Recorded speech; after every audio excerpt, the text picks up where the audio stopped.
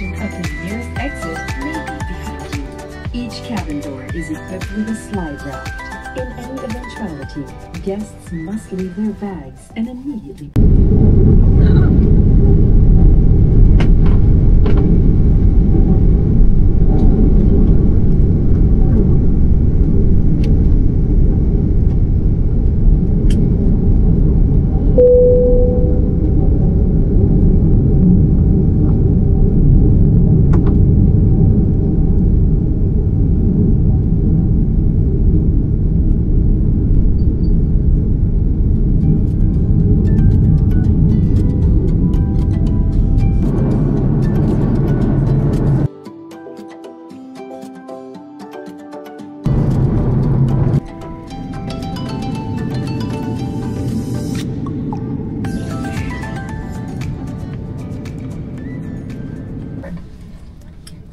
Local time now is 18 minutes past the hour of 6 in the evening, and the ground temperature is at 5 degrees centigrade. On behalf of your entire Cebu Pacific team, every flight and crew, Captain Go and First Officer Ray Barroso, together with your cabin crew, we thank you for making Cebu Pacific a part of your important moments. It was truly a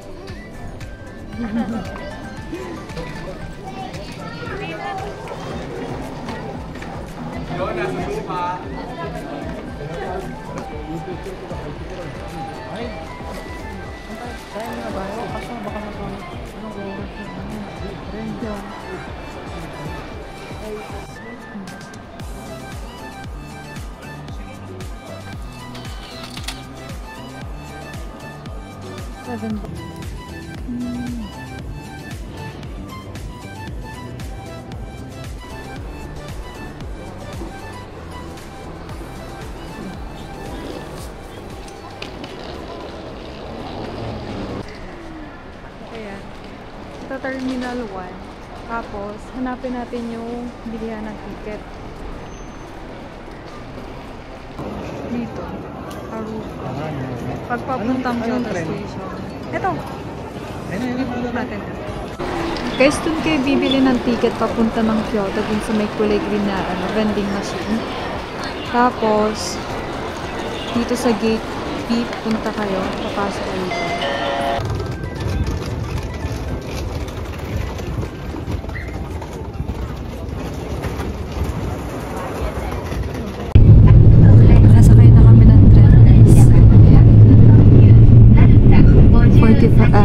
Then 75 minutes yung biyahe papuntang Kyoto Station.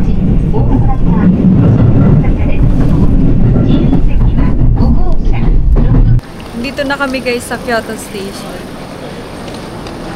Ang lamig! Sobra!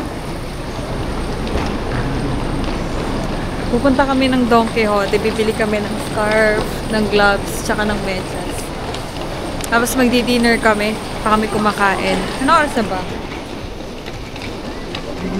10:30 na.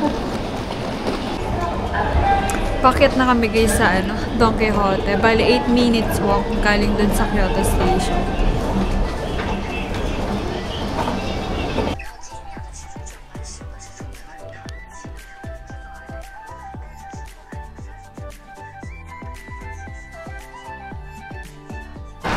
Tignan nyo guys, may stove.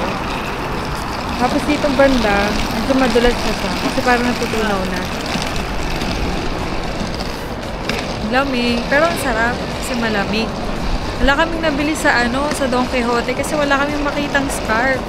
Bukas na lang sa GU maghahanap ka. Tapos, maglalakad kami papunta dun sa accommodation namin sa Q2 Jujo 01, yung name ng apartment. O, tama, apartment yung tawag ko.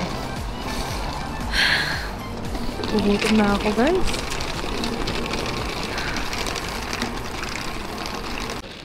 May mall pala, oh. Diyan tayo bukas. Tama, diba? Iyon yan. Sarap maglakad guys, oh. Malamig kasi, kaya sarap maglakad. 18 minutes na lang. Malapit na tayo kahit pa paano. Hindi guys, no?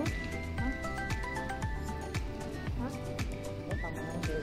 Oh, tama, dire-diretso. Okay. Sakura Hotel pala. Tapos yung lugar, Kyoto Juju 01. Tara na, pasok na tayo.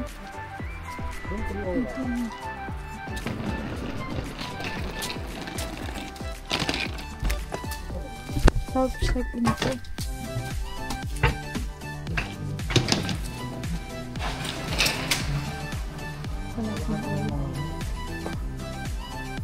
Ito yung password.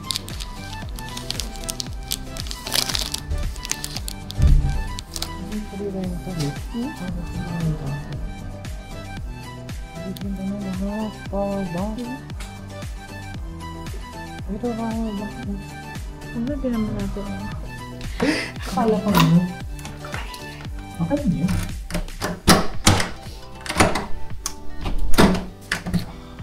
Wala pa ha? Mukha agad.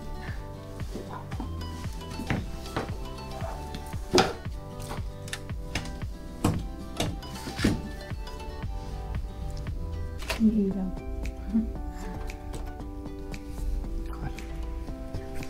Iilang. Iilang ng flashlight.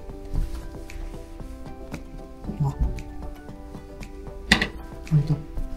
Ayun. Ay, ganda.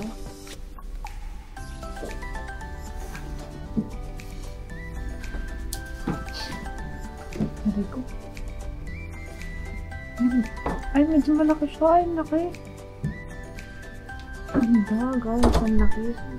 So, isa tayong bed.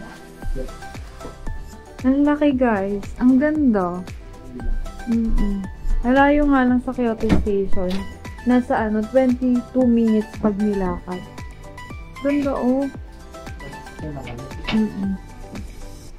Laki ng space. No? Ayan, oh. Ganda.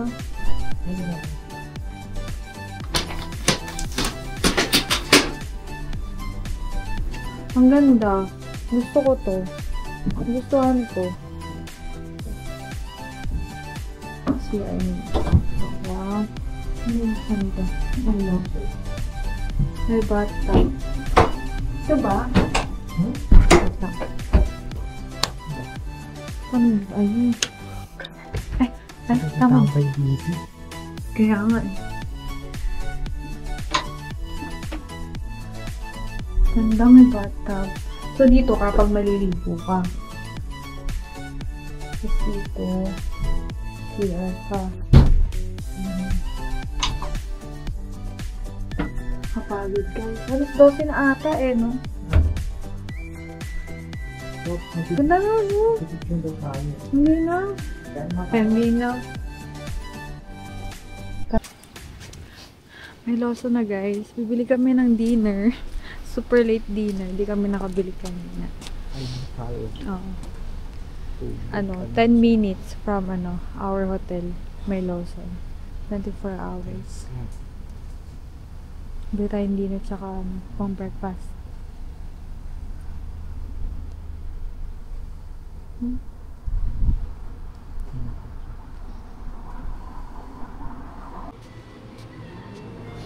Sarap ang init. Wala. Oo. Yung tayo sa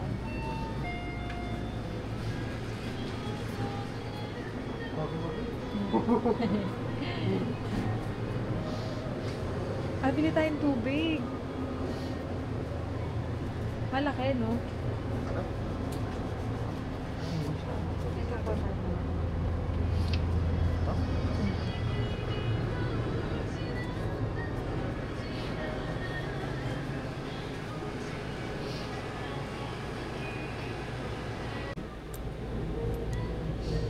Kakainin ko.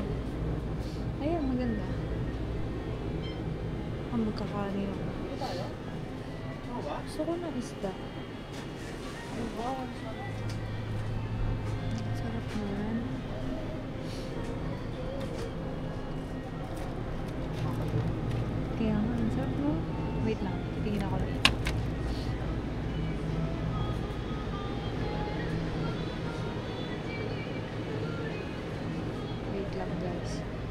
pipili muna ako. Ito pala yung mga ano, ito pala yung mga pinamili namin, guys. Milk, protein, kape, tsaka to. Marami. Hala, pakasumpuman yan.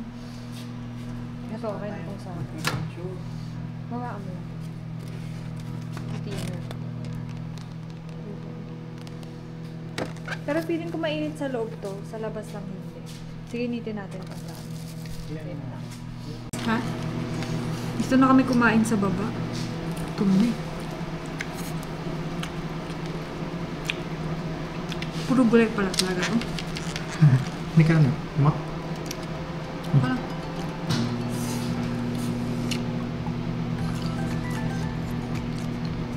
Ang sarap. Ang sarap na raw. Ano? Sige lang. Minit lang. Sarap. Minit lang. Okay lang. Galing tayo sa malamig eh.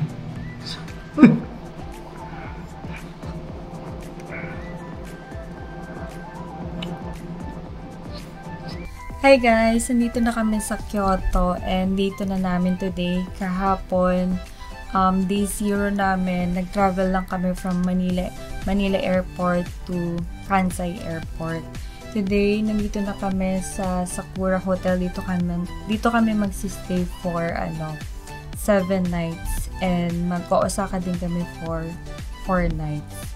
Sa Sakura Hotel, yung binayad namin is 12,811 pesos for 7 nights na yun. And sa Manila Airport naman yung process doon pagdating nyo is hindi nyo magbayad ng travel tax kung hindi pa kayo nakakabayad. Kami, sa online na kami nagbayad sa Bupak na website kasi medyo limited na yung time namin kahapon kasi medyo late na kami nakadating ng airport kaya sa online na kami nagbayad. May additional na 100 pesos kapag sa online. Pag gusto niyo naman magbayad dun sa airport, pwede kayo pumunta dun sa may letter D. Napansin ko pwede kayo dun magbayad ng travel tax. Tapos pag okay na yon, kapag bayad na kayo, need nyo mag-check-in, tapos kumuha ng boarding pass. And then, after nun, pupunta kayo sa immigration. Dun sa immigration naman, need na, may e-travel kayo na naka-ready. Kasi pag wala, maaabala kayo, need nyo pa mag-fill up or mag-create ng account for e-travel and makapag-generate ng code. Sa immigration naman, 4 lang yung tinanong sa akin. Saan yung work ko, and ano yung work ko, magkano daw kami ng kasama ko, or mag-update daw ba ako ng last name ko. Yun lang naman, tapos pinicturean ako, and then, lumabas na ako. Upon arrival naman sa Japan, merong, 3 process. Yung first process is immigration check. Napapausa ko agad. First naman, yung first process is immigration check. So, dito, ipoprovide mo yung passport mo. Mag-fingerprint ka. Ito. Tapos, pipicturan ka. And then, pangalawang step is Japan visit web verification. So, dito, provide mo ulit yung passport mo. Tapos, magsascan ka ng QR code. Pangatlo naman is custom declaration. Dito, pupunta kayo dun sa parang machine na maliit. I-scan nyo yung passport nyo tsaka yung QR code. And dun sa my screen, choose nyo lang English. Tapos, after nun, complete lang agad and then close. Then, alis na kayo doon, lalabas na kayo ng immigration, pipila kayo ulit doon kasi isa-isa kayong pipicturan. Tapos, makalabas na kayo ng immigration. And, paglabas namin ng immigration, guys, kasi wala pa kaming yen, and wala din kaming SIM card, turn right lang kayo, nandun yung withdrawal, may 7-Eleven doon. Tapos, sa tabi nun, meron din bilihan ng SIM card. So, yung SIM card na nabili namin for 12 days is 6,700. Yun. Tapos, after namin makapag-withdraw and makabili ng SIM card, makit kami sa second floor ng airport kasi pabiyahe kami papuntang Kyoto. So, hinanap namin yung Haruka Limited Express, second floor.